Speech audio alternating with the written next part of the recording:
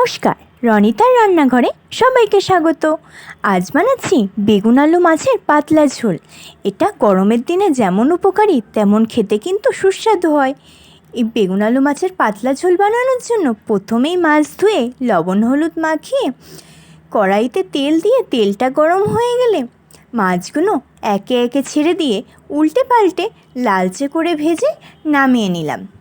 তারপর কড়াইতে কিছুটা বড়ি দিয়ে সেটাকেও লালচে করে ভেজে নামিয়ে নিয়ে বেগুন আলু কেটে নিয়ে কড়াইতে তেলের মধ্যে 5 ফোড়ন চেরা কাঁচা লঙ্কা ফোড়নে দিয়ে কেটে রাখা আলুগুলো দিয়ে লালচে করে ভেজে পেঁয়াজগুলো দিয়ে আবারও একটু নেড়ে ছেড়ে ভাজা করে স্বাদ মতো লবণ হলুদ গুঁড়ো দিয়ে টমেটো কুচি জিরের গুঁড়ো কেটে রাখা বেগুনগুলো দিয়ে ভালো করে কষিয়ে নিলাম যতক্ষণ না তেল ছেড়ে যাচ্ছে।